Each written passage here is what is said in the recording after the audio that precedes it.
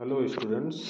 जैसा कि हम पिछली क्लासेस या वीडियो में हमने बोला था कि नेक्स्ट वीडियो में हम कवर करेंगे डबल फील्ड रिवॉल्विंग थ्योरी।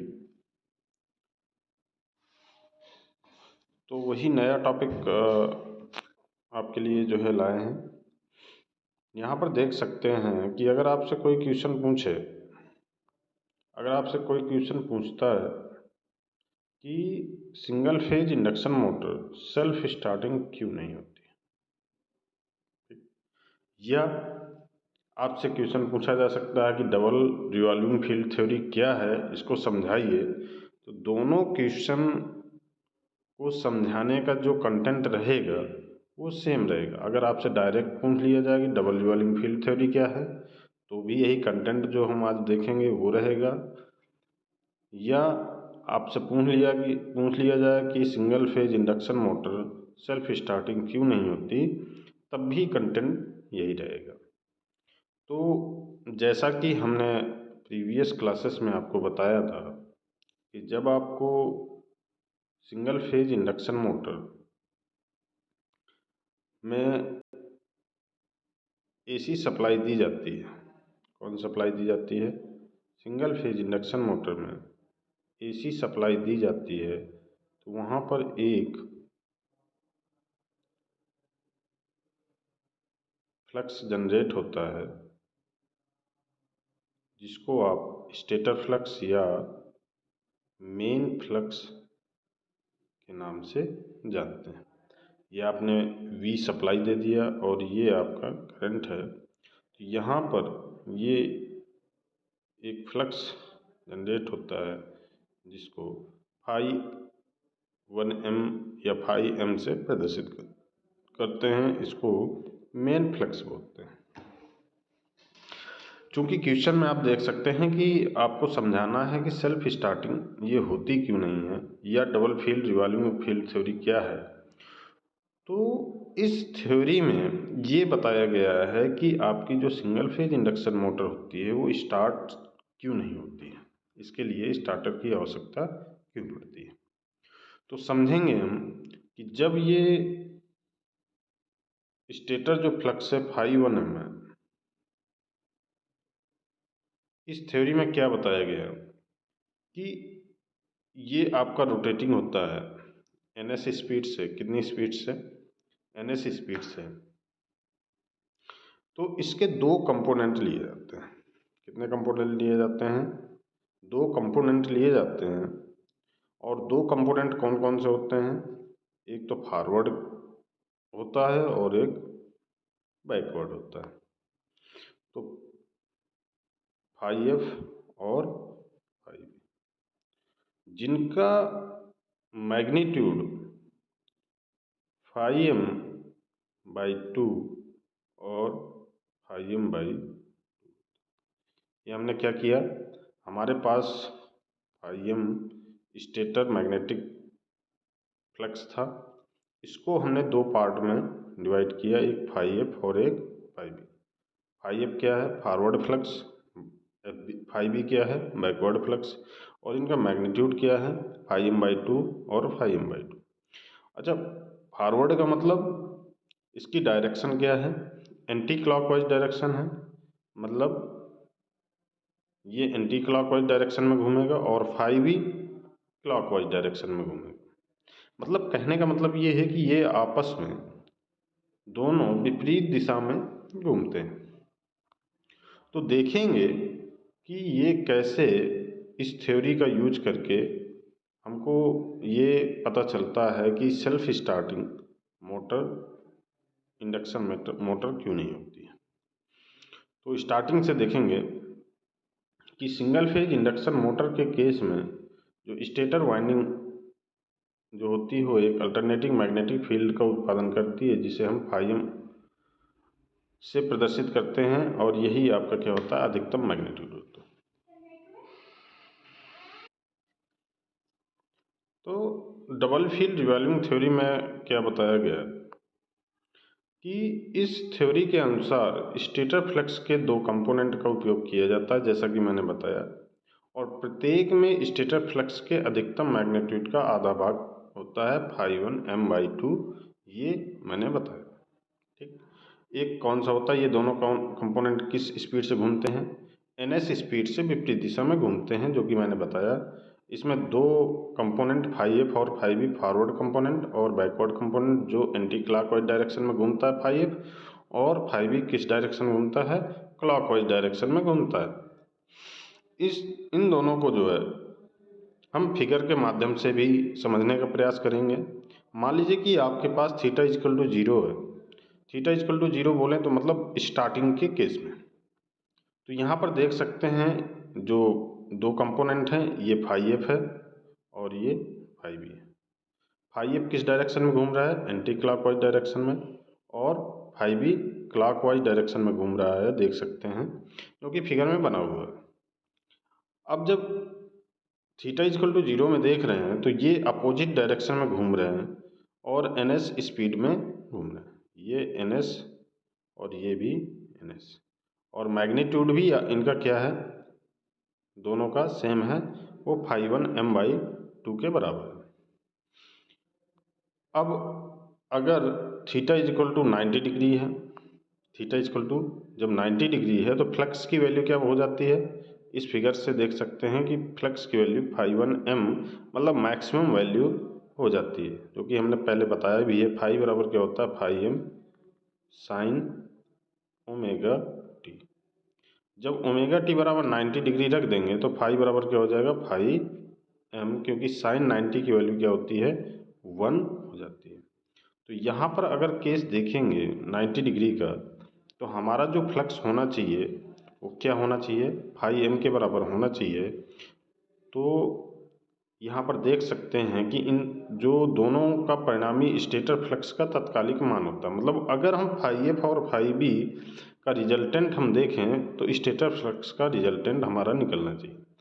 तो थीटा इजकल टू 90 पे देखेंगे, थीटा इजकल टू 90 पे देखेंगे तो ये भी आपका 90 डिग्री आ गया होगा और ये भी आपका 90 डिग्री क्लॉकवाइज आ गया होगा। तो दोनों देखेंगे तो सेम डायरेक्शन में आ गए होंगे। दोनों का मैग्नीट्यूड क्या है, φ1m/2, और इसका भी क्या है, φ1m/2। दोनों को जब जोड़ेंगे तो हमारी वैल्यू क्या आ जाएगी, φ1। तो देख सकते हैं थीटा इजकल टू 90 पे जो वैल्यू है इसकी वो क्या है, φm के बराबर। ठीक, तो यहाँ से देख सकते हैं कि जो हमने स्टेटर के दो पार्ट कंपोनेंट किए तो उनका जो रिजल्टेंट है वो किसके बराबर है, वो उसके तत्कालिक मान के बराबर होता है। ठीक, अब जो हमने कार्य सिद्धांत में हमने आपको बताया था कि जब हम स्टेटर फ्लक्स और रोटर में जो कंडक्टर्स होते हैं वो आपस में क्या होते हैं, कट करते हैं या इंटरेक्ट करते हैं, तो वहाँ पे एक ईएमएफ का प्रोड्यूस होता है। और ये थ्योरी हर जगह, क्योंकि ट्रांसफार्मर एक्शन में हमने बताया था कि फैराडे का जो इलेक्ट्रोमैग्नेटिक इंडक्शन है, जो उसका प्रिंसिपल है, वो आपको हर जगह आपको मिलेगा। जैसे ट्रांसफार्मर में भी आप पढ़ेंगे तो भी वहाँ पे मिलेगा, इंडक्शन मोटर में पढ़ रहे हैं तो यहाँ पे भी मिल रहा है। तो नेक्स्ट पॉइंट पे आप देख सकते हैं जब दोनों कंपोनेंट आपके रोटेट करते हैं तो ये कंपोनेंट किसको कट करते हैं, रोटर कंडक्टर द्वारा क्या हो जाते हैं, कट किए जाते हैं। अब जब फ्लक्स कट होगा तो वहाँ पर रोटर में क्या प्रोड्यूस होगा, एक ईएमएफ प्रोड्यूस हो जाएगा और जो रोटर करंट को सर्कुलेट करेगा। अगर आपका रोटर जो सर्किट है वो क्लोज होगा तो वहाँ से एक रोटर करंट सर्कुलेट होने लगेगी। सिंपल सा वही प्रिंसिपल जो पिछली क्लासेस में हमने प्रिंसिपल बताया, वही प्रिंसिपल आपको माइंड में रखना है और वही कंटेंट को आपको। अब हमारे पास कंपोनेंट कौन कौन से हो गए, एक तो φf हो गया और एक φb हो गया। दो कंपोनेंट हो गए और दोनों कंपोनेंट अलग अलग डायरेक्शन में घूम रहे हैं। φf आपका एंटी क्लॉकवाइज डायरेक्शन में घूम रहा है और φb आपका क्लॉकवाइज डायरेक्शन में। और दोनों फ्लक्स किसको कट करेंगे, रोटर कंडक्टर को कट करेंगे, और दोनों फ्लक्स के कारण रोटर कंडक्टर में ईएमएफ जनरेट होगा। देख सकते हैं यहाँ रोटर करंट आपका जो है क्या प्रोड्यूस किया, ये देख सकते हैं। रोटर करंट आपका प्रोड्यूस किया रोटर फ्लक्स, और रोटर फ्लक्स जो है फाई एफ से भी इंटरेक्ट किया और फाई बी से इंटरेक्ट किया। अब ये फाई एफ और फाई बी से इंटरेक्ट करने के बाद होता क्या है, ये प्रोड्यूस करता है फाई एफ टॉर्क किस डायरेक्शन में, एंटी क्लॉकवाइज डायरेक्शन में, और फाई बी प्रोड्यूस करता है क्लॉकवाइज डायरेक्शन में। अब समझिए, जो फाई एफ है वो एंटी क्लॉकवाइज डायरेक्शन में घुमाना चाह रहा है, और फाई बी है वो एंटी क्लॉकवाइज डायरेक्शन में घुमाना चाह रहा है, और दोनों का मैग्नीट्यूड क्या है, सेम है। तो होगा क्या कि दोनों का जब मैग्नीट्यूड सेम है तो आपस में क्या हो जाएंगे, कट हो जाएंगे। और एट स्टार्टिंग में जब theta is equal to zero है तो वहाँ पर नेट टॉर्क आपका क्या हो जाएगा, नेट टॉर्क आपका जीरो हो जाएगा।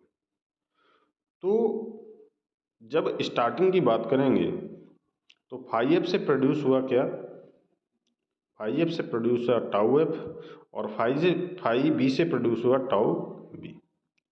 तो टाउ एफ और टाउ बी आपस में क्या है, टार्क जो है आपस में क्या है, बराबर हैं, और दोनों आपस में क्या हो जाएंगे, कट हो जाएंगे। जो कि नेक्स्ट पॉइंट में हमने बताया भी है कि स्टार्टिंग में ये दोनों टार्क क्या होते हैं, मैग्नीट्यूड में बराबर, लेकिन दिशा में क्या होते हैं, विपरीत होते हैं। एक एंटी क्लॉकवाइज डायरेक्शन में जा रहा है, एक क्लॉकवाइज डायरेक्शन में जा रहा है। प्रत्येक टॉर्क रोटर को अपनी दिशा में घुमाने की कोशिश करता है। ठीक, जब आप दोनों टार्क को देखेंगे, एक क्लॉकवाइज जा रहा है, एक एंटी क्लॉकवाइज जा रहा है, तो होगा क्या कि रिजल्टेंट उसका जो है जीरो होगा। इस प्रकार रोटर द्वारा जो अनुभव किया गया जो टॉर्क है स्टार्टिंग में क्या हो जाता है, शून्य हो जाता है। इसलिए single phase induction motor self start नहीं होती है। तो समझ सकते हैं कि सिंगल फेज इंडक्शन मोटर आपकी सेल्फ स्टार्ट क्यों नहीं होती है। ठीक, तो आपसे अगर जो है क्वेश्चन पूछा जाए कि सिंगल फेज इंडक्शन मोटर क्यों स्टार्ट नहीं होती है, तो ये कंटेंट आपको लिखने की ज़रूरत है। जब आप ये कंटेंट लिखेंगे तभी आपको जो है मार्क्स मैक्सिमम मिलने के चांस हैं। ठीक, तो सबसे पहले कोशिश करिए कि आपको फिगर जो है रिमेंबर होना चाहिए। फिगर से आप जो है समझाने का प्रयास कीजिए, जैसे हम क्लास में भी आपको बता रहे हैं कि फिगर बहुत ही इम्पोर्टेंट सेक्शन हो जाता है अगर आपको मार्क्स ऑब्टेन करना है या किसी चीज़ को आपको समझाना है। तो यहाँ से आप देख सकते हैं कि अगर आपसे ये क्वेश्चन पूछा जाता है तो आपको लिखना क्या है कि डबल फील्ड जो रिवॉल्यूम फील्ड थ्योरी है उसके अनुसार आपका जो स्टेटर फ्लक्स होता है उसके हम दो कंपोनेंट लेते हैं, एक फाई एफ और एक फाई बी, जो कि एन एस स्पीड से घूमते हैं लेकिन विपरीत दिशा में घूमते हैं। तो फाई एफ आपका एंटी क्लॉकवाइज डायरेक्शन में घूमता है और फाई बी आपका क्लॉकवाइज डायरेक्शन में घूमता है। इसको फिर फिगर से आप दिखा देंगे, फिगर से दिखाएंगे, फिर आप जो है बताएंगे जब ये रोटर कंडक्टर से जो है यही दोनों फ्लक्स आपका इंटरेक्ट करता है तो दो टॉर्क प्रोड्यूस होते हैं, एक टाउ एफ और एक टाउ बी। दोनों की डायरेक्शन क्या होती है, अपोजिट होती है, लेकिन मैग्नीट्यूड आपका क्या होता है, सेम होता है। इसलिए ये स्टार्टिंग में दोनों कैंसिल आउट हो जाते हैं और जो नेट टॉर्क होता है वो जीरो हो जाता है, जिसकी वजह से जो रोटर में स्टार्टिंग के समय में जीरो टार्क जो है उस पर लगता है, जिसकी वजह से वो इंडक्शन मोटर के जो रोटर है वो रोटेट नहीं कर पाता। इसीलिए single phase induction motor self start नहीं होती है। तो ये चीज़ आपको लिखना पड़ेगा अगर ये क्वेश्चन पूछा जाता है। तो आज के लिए इतना ही रखते हैं इस टॉपिक में। नेक्स्ट टॉपिक में हम कवर करेंगे टॉर्क स्पीड कैरेक्टरिस्टिक, उस पर भी क्वेश्चन पूछा जाता है। तो ये टॉपिक जो है कवर करेंगे और इसका नोट्स भी बना लेंगे। अगली क्लास में या नेक्स्ट वीडियो में हम कवर करेंगे जो टॉर्क स्पीड कैरेक्टरिस्टिक है, फिर इसके बाद जो इसकी स्टार्टिंग मेथड्स या types of single phase induction motor. तो इसी तरह से वन बाय वन हमारे पास जो है टॉपिक कवर होते चले जाएंगे, और आप लोग कोशिश करिए ज़्यादा से ज़्यादा देखें और समझने का प्रयास करें। अगर कोई आपको जो है डाउट हो रहा है तो पूछने का प्रयास करें। Thank you.